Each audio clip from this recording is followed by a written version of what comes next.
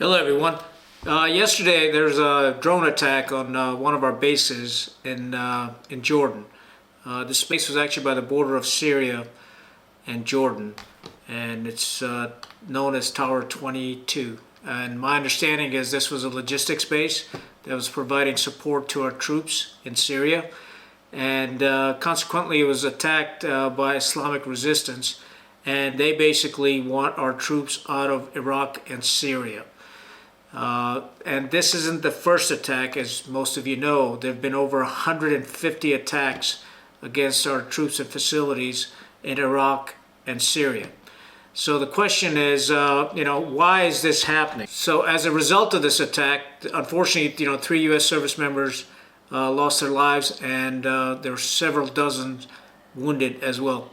So, the problem is, what is our strategy for the Middle East? Why do we have these remote outposts in Iraq and in Syria and now obviously in Jordan that are, first of all, are tough to defend because they're not mutually supporting, and and what's their purpose? Now we're told they're there for training, but my view is, they may be there for training, but how long are we going to train the Iraqis for? We've been there over 20 years. In 20 years, you can retire in the military. So the people that we started training back in 2003, 2004 are retiring. So how long does this training really take? And are we there for some other reasons? My belief is, in my assessment, we've got these forces established throughout the Middle East in various bases and outposts, and they're basically being used as bait forces to draw Iran into a conflict. And if that's the case, that's a pretty damn shitty way of using our sons and daughters as targets, so we can justify an attack in Iran. Not a good way to do business.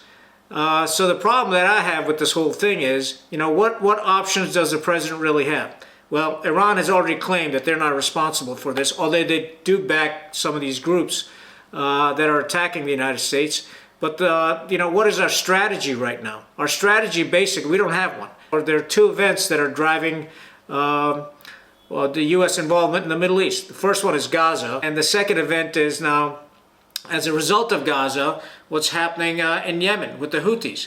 So we're getting suckered into this quagmire that we may not be able to handle. And the issue really comes down to is, do we really want a war with Iran? I'm here to tell you we don't, because it's not going to be anything like Afghanistan, which took us 20 years, and we ended up handing it right back to the Taliban. And Iran is going to be much tougher. It's a whole different set of parameters that we have to pay attention to. So what do? Well, the first thing is I would do is, hey, here's the bottom line. They don't want us in Iraq. They don't want us in Syria. And the notion that we're there training or we're going after ISIS, we're done with all this stuff. And there may be remnants of ISIS, but let the Syrians and the Iraqi handle ISIS. We don't need to get involved. It's not our fight anymore.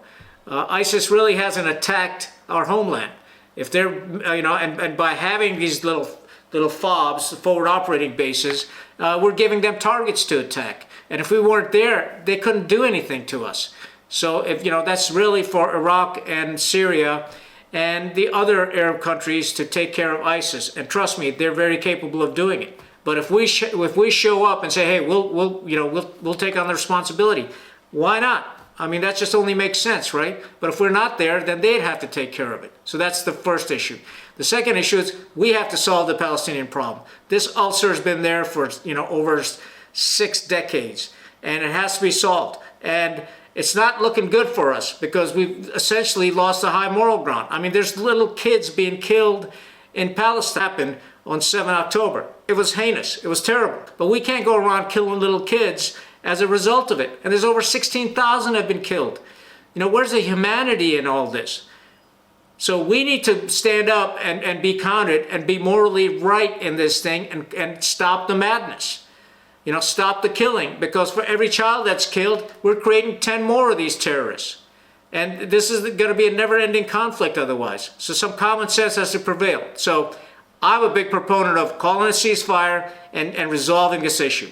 Declaring a Palestinian state and the world has to impose its writ on both Israel and the Palestinians.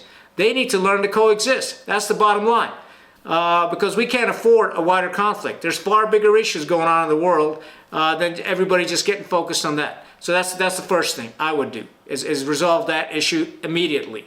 And once we do that, remove our forces from the Middle East so they're not sitting ducks over there and being targets. Once we pull out of Iraq, the Islamic resistance already made a declaration. They want us out of Iraq. And they want the Hamas and Israel issue resolved. That's the same thing what the Houthis said. I mean, this is just mind-blowing to me, that the Houthis are really trying to stop, in their mind, a genocide in Gaza, and that's why they've established this blockade. And so they want a ceasefire, but we don't support that, and so they've established a blockade, and now we're bombing the Houthis for wanting a ceasefire. It's just, everything is backwards.